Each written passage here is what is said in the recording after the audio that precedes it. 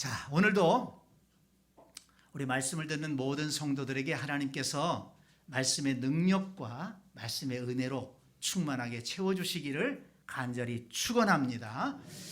오늘 본문 말씀은 예수님을 믿고 따르던 제자들이 안디옥이라는 도시에서 처음으로 그리스도인이라는 이름으로 불려졌던 사건을 기록하고 있습니다. 26절을 다시 볼까요? 제자들이 안디옥에서 비로소 그리스도인이라 일컬음을 받게 되었더라. 저는 이 말씀을 읽으면서 큰 감동을 받았습니다.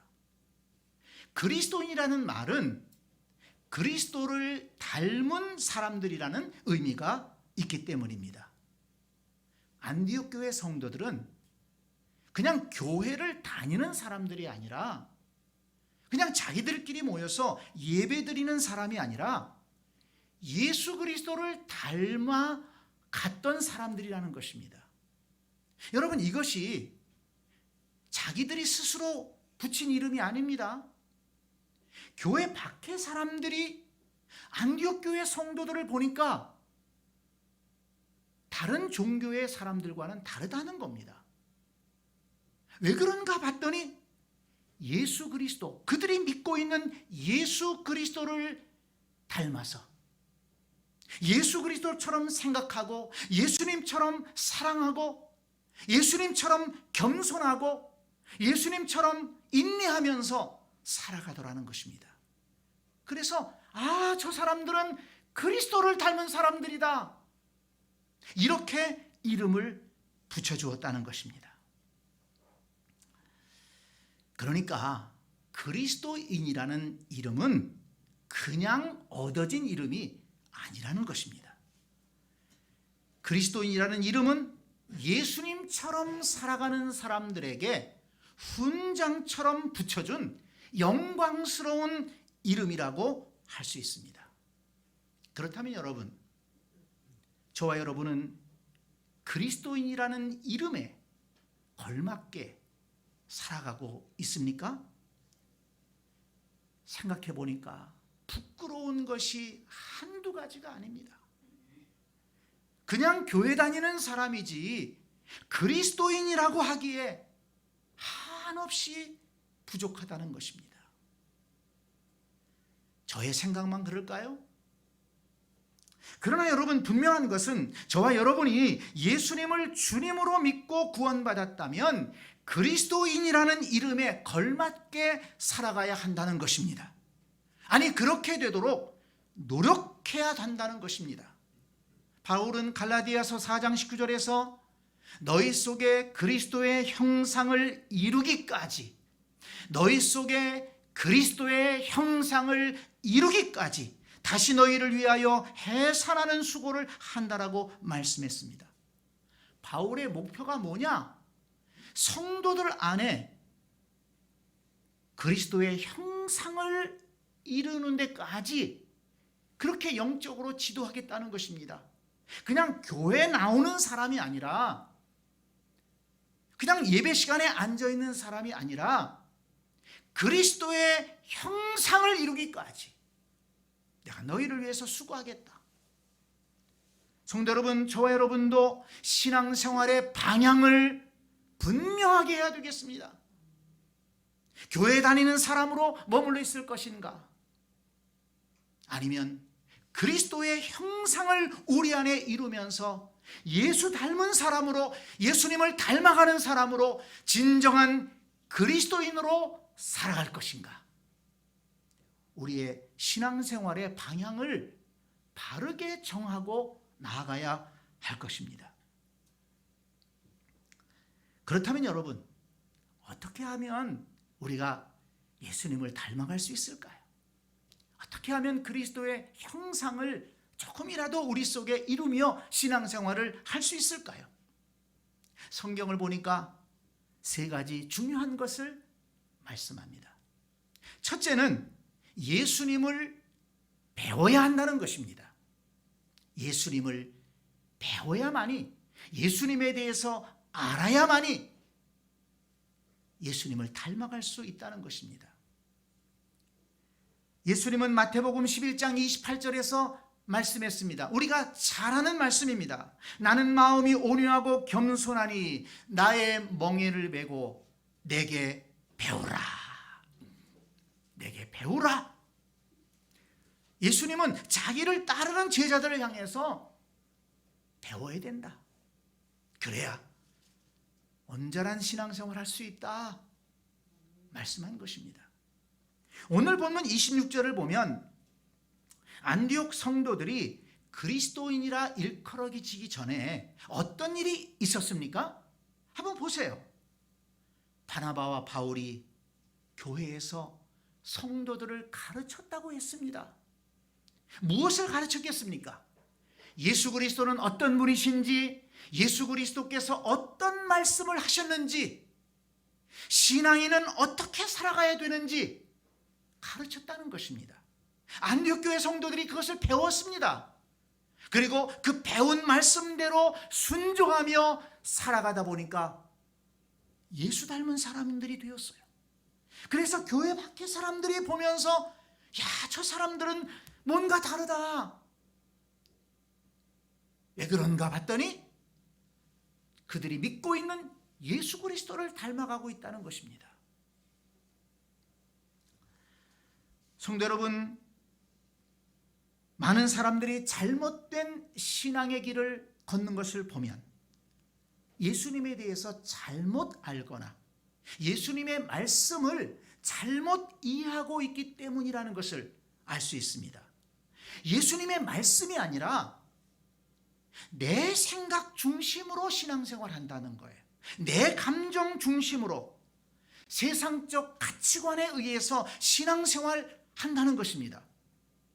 여러분, 좀 이상하지 않습니까? 교회를 다니는데 예수님을 믿는다고 하는데 교회도 나와 있어. 예배도 드립니다. 설교도 들어요. 그런데 신앙생활하는 것을 보면 또 어떤 문제가 생길 때 보면 드러나는 것은 자기 생각이에요. 자기 고집이에요. 자기 가치관에 갇혀 있어요. 그걸 벗어나지를 못해요. 왜 그럴까요? 예수님에 대해서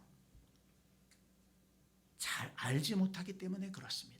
예수님이 어떤 분인가를 안다면, 예수님의 말씀이 무엇인가를 안다면 예수님 중심으로 신앙생활 할 수 있을 것이고 바른 길로 신앙의 길을 걸어갈 수가 있을 것입니다.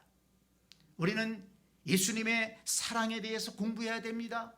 예수님의 겸손에 대해서 공부해야 됩니다. 예수님의 온유하심에 대해서, 예수님의 인내에 대해서, 예수님이 걸어가신 십자가의 길에 대해서 공부해야 됩니다. 그리고 우리도 예수님의 뒤를 따라서 그 길을 걸어가기를 힘써야 한다는 것입니다. 그런데 알지 못하면 갈 수가 없잖아요. 어디가 길인지 알지 못하는데 어떻게 갈 수 있습니까? 예수님에 대해서 공부하고 예수님 말씀을 공부해야만이 우리가 올바른 신앙의 길을 걸어갈 수가 있고 예수님 닮은 신앙인으로 살아갈 수가 있다는 것입니다. 여러분, 기독교 신앙은 예수님을 알고 예수님을 믿고 예수님을 따라가는 것이 기독교 신앙입니다. 정성을 들이는 게 기독교 신앙이 아니에요. 어떤 다른 교인을 바라보는 것 또는 목사를 바라보고 하는 것도 기독교 신앙이 아닙니다. 기독교 신앙에서는 그 어느 것도 예수님을 대신할 수가 없습니다. 그렇기 때문에 여러분, 정말 신앙생활을 잘하고 싶다면, 올바르게 신앙생활하고 싶다면, 복된 신앙생활하고 싶다면 예수님에 대해서 배우고 예수님의 말씀을 배우는 일을 게을리하지 않기를 바랍니다. 여러분, 교회의 제도에 대해서는 잘 몰라도 괜찮아요. 교회의 역사라든지 또는 교회에서 일어나는 이런저런 일들, 그런 거 소식에 정통하지 않아도 괜찮습니다. 우리가 정말 알아야 될 것은 예수님에 대해서, 예수님이 어떤 분이시고 예수님은 어떤 말씀을 우리에게 가르쳐 주셨는가, 이것을 배우고 그 말씀을 따라 살아갈 때 우리는 온전한 그리스도인으로 살아갈 수가 있을 것입니다. 구약 호세아서 6장 3절을 보면 호세아 선지자는 이스라엘 백성들을 위해서 외쳤습니다. 우리가 여호와를 알자. 힘써 여호와를 알자. 또 6장 6절에 보면 나는 인애를 원하고 제사를 원하지 아니하며 번제보다 하나님을 아는 것을 원하노라. 호세아 선지자가 왜 이렇게 여호와를 힘써 알자고 외쳤을까요? 호세아 선지자 시대에도 이스라엘 백성들이 올바른 신앙에 서지 못하고 엉뚱한 길로 가는 것입니다. 우상을 숭배하고 우상을 숭배하면서 여러 가지 악한 죄악들을 행하는 것입니다. 그래서 왜 그런가 봤더니 그 이유를 알 수가 있었습니다. 호세아 5장 4절에 보면 호세아가 이렇게 얘기합니다. 음란한 마음이 그 속에 있어 여호와를 알지 못하는 까닭이라. 왜 이스라엘 백성들이 그렇게 변질됐느냐, 엉뚱한 길로 가느냐? 여호와 하나님이 어떤 분이신지 제대로 알지 못했다는 거예요. 여호와 하나님이 무엇을 원하시는지 제대로 알지 못했다는 것입니다. 그래서 그들은 제사를 드리면서도, 하나님께 제사를 드린다고 하면서도 우상 숭배했어요. 그리고 악하고 음란한 일들을 행했다는 것입니다. 성도 여러분, 오늘날 우리도 마찬가지입니다. 하나님이 무엇을 원하시는지, 하나님이 어떤 분이신지, 예수님이 어떤 분이신지 알지 못하면 우리도 엉뚱한 길로 갈 수가 있어요. 세상의 가치관을 따라서 나아갈 수가 있다는 것입니다.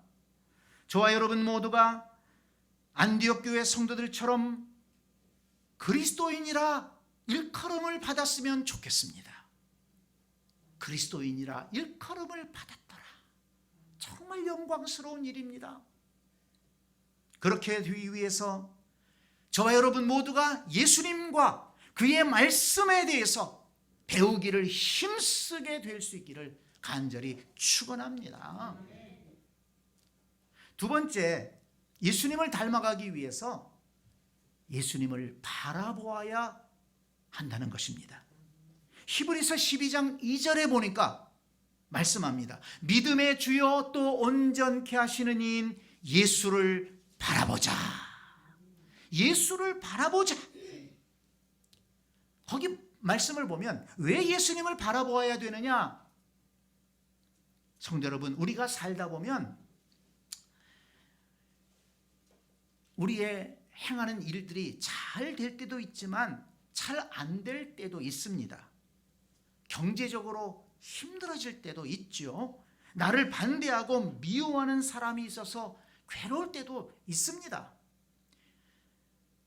신앙생활을 하면서 핍박을 받을 때도 있습니다. 낙심하고 절망되는 일들이 생겨서 지치고 쓰러지고 싶을 때가 있어요. 육체적으로 곤고해지고 피곤해져서 참 힘들 때가 있습니다. 여러분, 그럴 때 어떻게 견디고 어떻게 이겨낼 수가 있겠습니까? 어떻게 믿음을 지킬 수가 있겠습니까?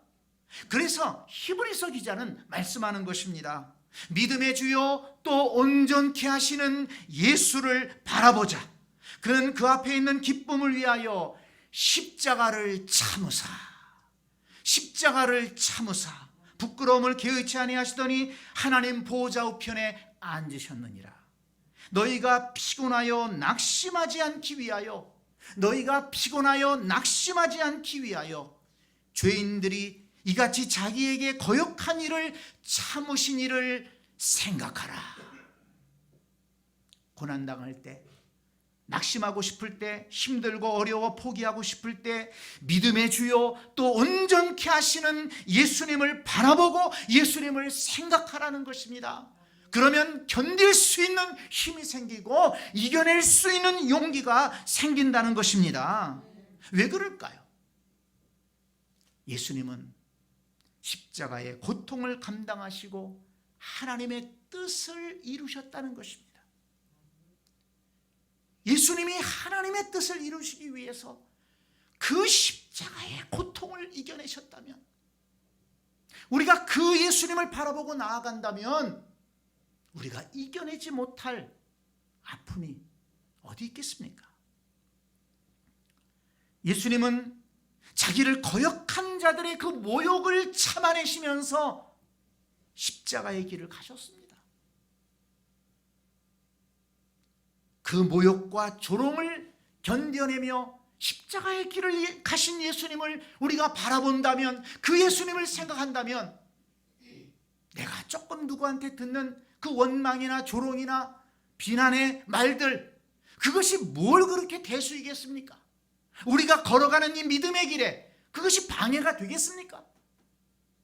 내가 감당해야 될 사명의 길에 그것이 걸림돌이 되겠습니까? 만약에 그런 것들이 걸림돌이 됐다면 예수님께서 어떻게 십자가의 길을 걸어가시고 구원을 이루시고 우리에게 이 생명의 은혜를 주실 수가 있었겠습니까?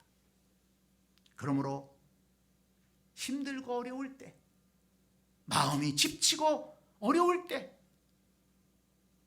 정말 내 심령에 답답할 때 십자가를 지신 예수님을 바라보아라. 십자가를 지고 골고다 언덕을 오르신 그 예수님을 생각해 보아라. 그러면 이겨낼 수 있다 하는 것입니다. 오늘 본문에 나오는 이 안디옥 교회, 이 안디옥 교회가 그냥 평안한 교회가 아니었어요. 안디옥 교회가 어떻게 세워졌습니까? 오늘 읽었던 본문 그 앞에 19절에 보면 이런 말씀이 나오죠. 그때에 스데반의 일로 일어난 환난으로 말미암아 흩어진 자들이, 예루살렘에 스데반이 순교를 당했습니다. 그리고 큰 환난이 일어났어요. 그래서 견디지 못한 그리스도인들이, 신앙인들이 예루살렘을 떠나서 도망가기 시작했습니다. 피난을 떠난 것입니다. 고향을 버리고 삶의 터전을 버리고 흩어진 것입니다. 얼마나 힘들었겠습니까? 그런데 그들이 낙심하지 않고 안디옥까지 와서, 소아시아의 안디옥 지방까지 와서 거기서도 낙심하지 않고 복음을 전하고 예배를 드렸다는 것입니다. 그리고 그냥 예배만 드린 것이 아니고 신앙생활도 멋지게 했어요. 그래서 교회 밖의 사람들에게 그리스도인이라 일컬음을 받게 된 것입니다. 대단하지 않습니까? 어떻게 안디옥 교회 성도들은 이렇게 그 고난을 이겨내고 그리스도인이라 일컬음을 받을 정도로 신앙생활을 잘할 수 있었을까요? 십자가를 지신 예수님을 바라보았을 것입니다. 십자가의 고난을 이겨내신 예수님을 생각했을 것입니다. 환난을 당하면서도 예수님을 바라보고 예수님을 생각하며 신앙생활했기 때문에 중단하지 않고 포기하지 않고 하나님을 믿고 예배하며 사랑을 실천하며 교회를 세우고 또 헌신하며 그렇게 이겨낼 수가 있었던 것입니다.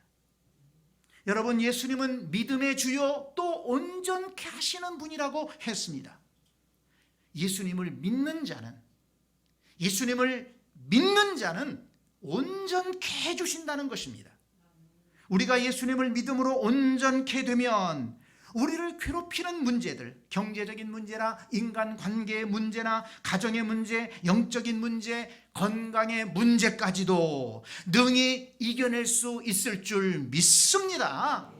예수님께서 우리를 온전하게 해주시기 때문에 내 힘으로 할 수 없는 일들을 예수님과 더불어 감당할 수 있다는 것입니다. 여러분, 예수님도 많이 힘드셨어요. 십자가를 지시기 전에 고민이 많았습니다. 그래서 겟세마네 동산에 올라가셔서 기도하지 않으셨습니까?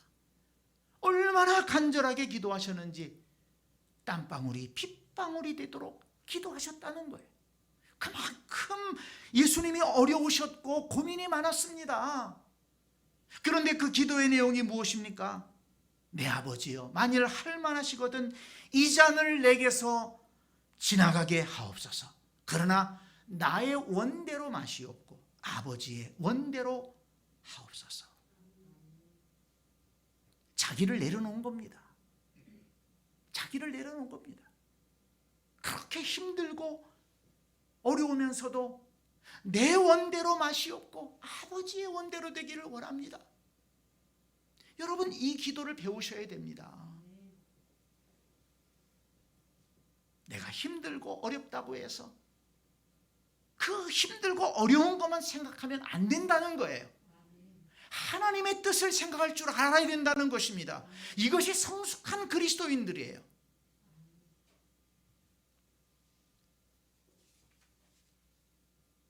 성숙한 사람과 성숙하지 못한 사람을 어떻게 할 수 있느냐? 조금 힘들고 어려울 때 자기만 생각하는 사람은 그건 아직 성숙하지 못한 사람이에요. 그러나 힘들고 어렵고 답답하더라도 하나님의 뜻을 생각하고 교회를 생각하고 하나님의 나라를 생각하는 성도는 성숙한 성도입니다. 예수님의 기도를 우리가 배워야 됩니다. 그랬더니 하늘로부터 천사가 나타나 힘을 돕더라. 하나님께서 천사를 보내셔서 예수님에게 힘을 더해 주셨습니다. 그래서 예수님은 일어나셔서 십자가를 짊어지시고 골고다 언덕을 오르시고 십자가에 달려 죽으심으로 구원을 완성하시고 하나님의 뜻을 이루시고 우리에게 하나님의 자녀가 될 수 있는 은혜를 베풀어 주시고 영생의 길을 열어주셨음을 믿으시기를 바랍니다. 우리 예수님께서 그렇게 하셨다면, 우리가 그 예수님을 바라보며 나아간다면, 우리가 그 예수님, 십자가를 지신 예수님, 그 예수님을 바라보며 나아간다면 우리 앞에 다가오는 여러 가지 고난이 있을지라도 우리는 능히 이겨낼 수 있는 줄 믿습니다. 우리가 자주 부르는 찬송이 있지 않습니까? 괴로울 때 주님의 얼굴 보라. 평화의 주님 바라보아라. 세상에서 시달린 친구들아, 위로의 주님 바라보아라. 2절이 어떻게 되나요? 힘이 없고 내 마음 연약할 때 능력의 주님 바라보아라. 주의 이름 부르는 모든 자는 힘 주시고 늘 지켜주시리. 우리 2절 같이 한번 불러볼까요? 힘이 없고 내 마음 연약할 때 능력의 주님 바라보아라. 주의 이름 부르는 모든 자는 힘 주시고 늘 지켜주시리. 눈을 들어 주를 보라. 내 모든 염려 주께 맡겨라. 슬플 때에 주님의 얼굴 보라. 사랑의 주님 안식 주리라. 아멘. 눈을 들어 주를 보라. 내 모든 염려 주께 맡겨라. 주님께서 우리에게 안식 주실 줄 믿습니다. 감당할 힘을 주실 줄 믿습니다. 우리가 우리 앞에 당한 고난을 이겨내며 나아갈 때 그리스도인이라 일컬음을 받았더라. 우리도 그리스도인다운 삶을 살아가는 것입니다. 저와 여러분 모두가 예수님을 바라보며 모든 고난을 이겨내고 그리스도인다운 승리하는 삶을 살게 될 수 있기를 간절히 축원합니다. 세 번째로 예수님의 마음을 품어야 된다고 말씀합니다. 빌립보서 2장 5절에 보니까 너희 안에 이 마음을 품으라. 그리스도 예수의 마음이니 그랬습니다. 빌립보 교회가 참 좋은 교회였습니다만은 갈등도 있었던 것 같습니다. 여러 사람들이 모였으니 당연히 갈등이 있죠. 어떤 분들은 교회에서 좀 갈등이 있으면 굉장히 그거를 좀 이상하게 생각하는 분들이 있어요. 그러면서 마치 무슨 믿음이 없는 사람들처럼 그렇게 치부를 하더라고요. 아닙니다, 여러분. 교회에서도 갈등이 있을 수 있어요. 왜? 서로 다른 사람들이 모여서 신앙생활 하는데 얼마나 다 다릅니까? 그러니 어떤 일을 하다 보면 각자의 생각이 다를 수 있는 거예요. 그러나 중요한 건 뭡니까? 갈등에서 다툼으로 번지면 안 된다는 거예요. 갈등이 있지만, 서로 다른 생각들이 있지만 거기에서 잘 의논하고 또 협의하면서 또 양보하면서 하나의 의견을 만들어 가는 거예요.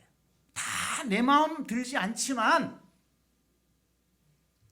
또 때로는 내 뜻이 반영이 안 될 때도 있어요. 그렇지만 교회의 평안을 위해서 마음을 하나 되게 해서 의견을 하나로 모아서 그 길로 나아가는 겁니다. 그게 교회고 그것이 은혜스러운 역사인 거예요. 우리 교회도 그렇게 해왔습니다. 갈등을 그렇게 두려워할 필요가 없는 것입니다. 그러면 우리가 어떻게 하나가 될 수 있나요? 바울은 빌립보서 4장 2절에서 이렇게 말씀합니다. 내가 유오디아를 권하고 순두계를 권하노니 주 안에서 같은 마음을 품으라. 이 빌립보 교회에 유오디아라는 분과 순두계라는 분이 참 열심히 있는 성도들인데 좀 뭔가 갈등이 있었던 것 같아요. 그랬더니 바울이 너희들 둘 이름까지 불러가면서 같은 마음을 좀 가져라. 우리가 어떻게 같은 마음을 가질 수 있을까요? 사람 마음이 다 다른데, 그래서 바울은 말씀한 것입니다. 너희 안에 이 마음을 품으라. 곧 그리스도 예수의 마음이니. 그리스도 예수의 마음을 우리가 모두 품고 나아가면 갈등이 있고 서로 생각이 다를 수 있지만 그래도 우리가 한 마음으로 마음을 모아 교회의 평안을 지키며 교회를 세워갈 수 있다는 것입니다. 복된 교회를 세워갈 수 있다는 것입니다. 예수님의 마음이 어떤 마음입니까? 자기를 비워 종의 형체를 가지시고 이 땅에 오신 예수님입니다. 예수님의 마음은 자기를 비웠어요. 종의 형체를 가졌습니다. 그 마음을 우리가 품는다면 해결하지 못할 갈등이 어디 있겠습니까? 예수님은 거기에서 그치지 않았습니다. 자기를 낮추시고 죽기까지 복종하셨다고 했습니다. 그래서 십자가를 지셨습니다. 자기를 낮추시고 죽기까지 복종하시고 십자가를 지신 그 예수님의 마음을 품을 수 있다면 우리 안에 어떤 갈등, 어떤 다툼이 해결되지 못할 게 뭐가 있겠습니까?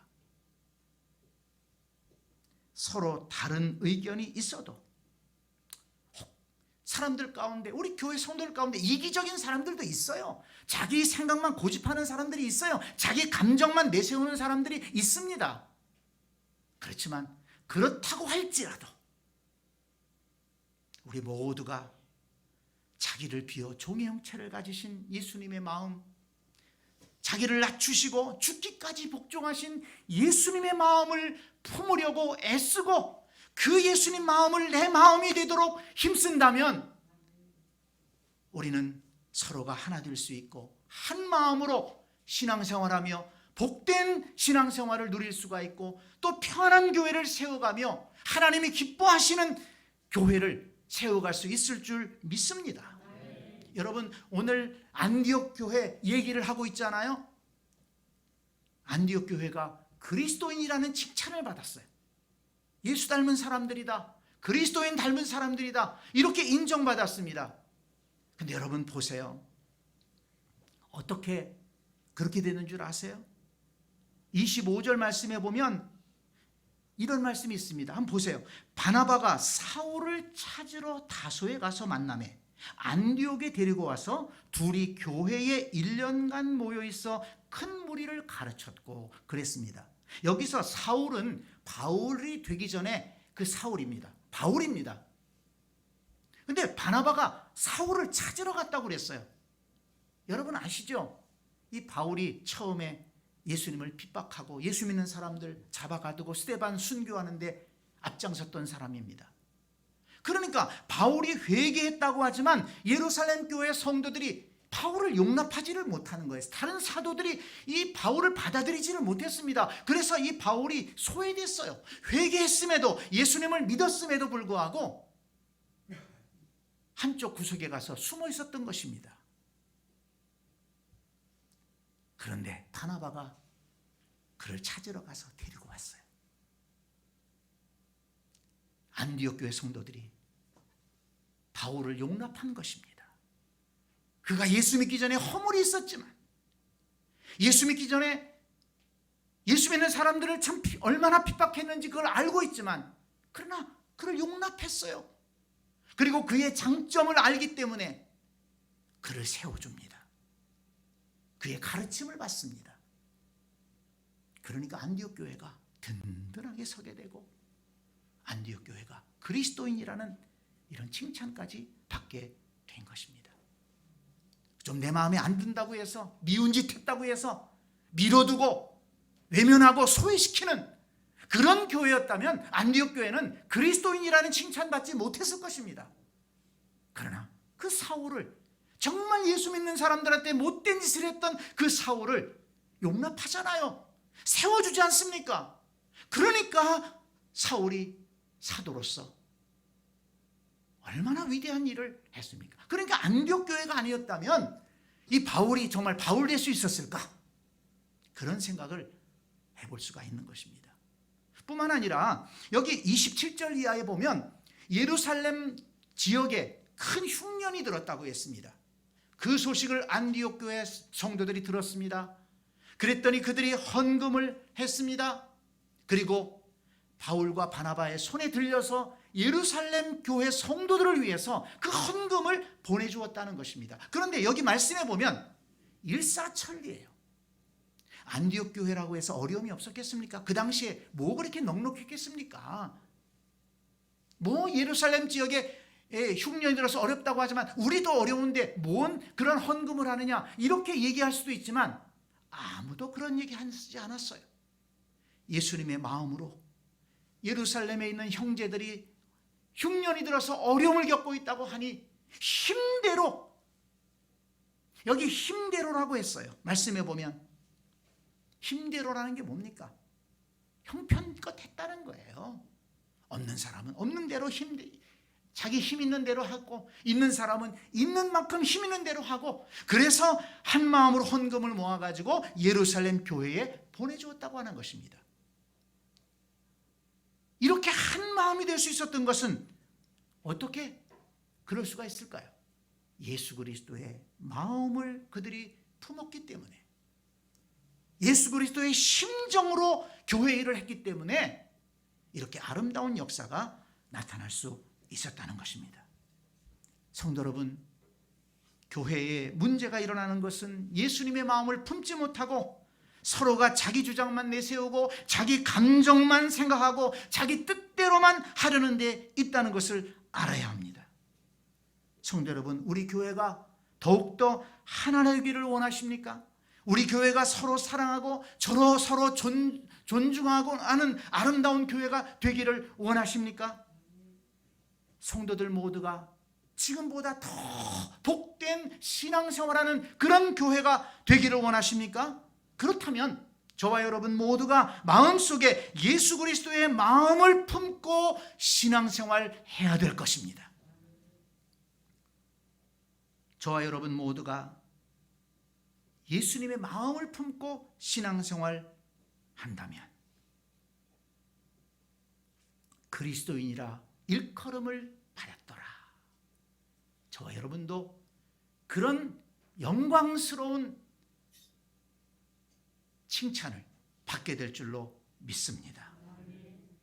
말씀을 정리합니다. 그리스도인이라 일컬음을 받게 되었더라. 그리스도인이란 안디옥 교회 성도들로부터 시작된 영광스럽고 자랑스러운 호칭이라고 했습니다.